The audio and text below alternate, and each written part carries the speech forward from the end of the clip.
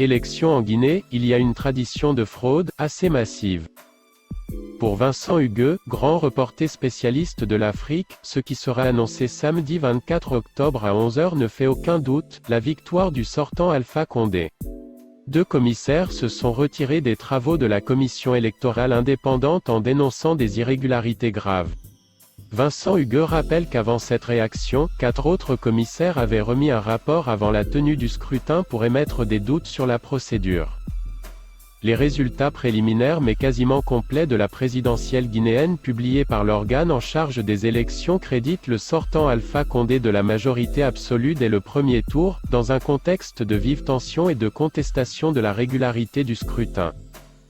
La banlieue de Conakry et plusieurs villes ont de nouveau été le théâtre de heurts entre partisans du candidat Cellou Dalein Diallo, principal challenger de M. Condé à la présidentielle de dimanche, et forces guinéennes. Les résultats publiés jeudi soir par la Commission électorale nationale indépendante, CENI, risquent d'échauffer davantage les esprits.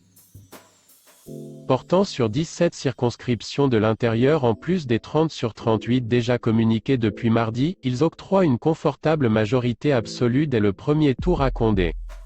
Ces 37 circonscriptions, auxquelles s'ajoute celle de l'étranger, bien plus réduite, représentent plus de 5 millions des 5,41 millions d'inscrits. La CENI n'a pas procédé à un cumul et n'a pas déclaré de vainqueur. Mais selon l'addition des résultats des seules circonscriptions de l'intérieur, sans compter donc le vote de l'étranger, M. Condé l'emporte avec plus de 2,4 millions des voix sur environ 3,9 millions d'exprimés, distançant très largement M. Diallo, environ 1,2 million de suffrages. 12 candidats ont tout été en lice. Les autres se partagent les miettes électorales. Les résultats doivent encore être proclamés par la CENI et validés par la Cour constitutionnelle. L'éventualité d'un 3e mandat consécutif de M. Condé, 82 ans, a provoqué pendant un an une contestation dans laquelle des dizaines de civils ont été tués, faisant craindre une éruption autour du vote dans un pays coutumier des confrontations politiques sanglantes. Ces craintes se sont confirmées après le vote, des violences faisant une dizaine de morts selon les autorités, au moins 19 selon M. Diallo. Au même moment, M. Diallo, battu par M. Condé en 2010 et 2015, a proclamé sa victoire lundi en invoquant le travail mené par son parti pour faire remonter les données du terrain et pour ne pas s'en remettre aux organes officiels, la CENI et la Cour constitutionnelle, inféodés au pouvoir selon lui. Le camp de M. Diallo, qui revendique 53% des voix, a dénoncé une fraude à grande échelle, en cours selon lui pour falsifier les résultats. Pays de guerre.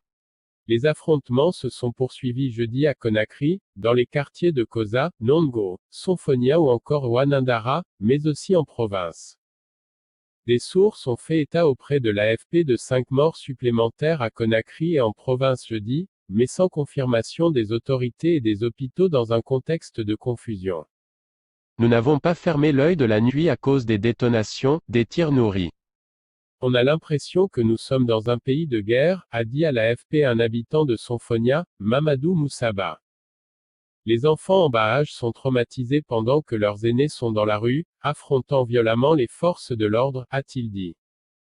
L'animosité et la méfiance ont été accrues par le soupçon de fraude, mais aussi le dispositif policier déployé depuis mardi autour de chez M. Diallo qui se dit séquestré, et par une opération de police menée mercredi contre les bureaux de son parti.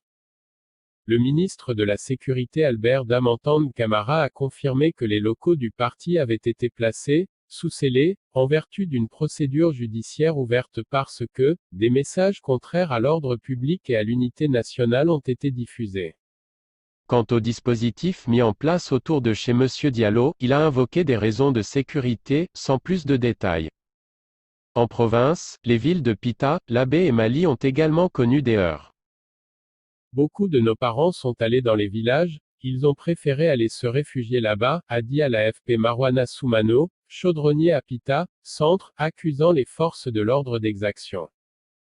Le ministre des Affaires étrangères Mamadi Touré a rapporté des attaques contre des représentations diplomatiques du pays en Belgique, au Sénégal et à New York. Il a imputé les violences à l'autoproclamation d'un candidat.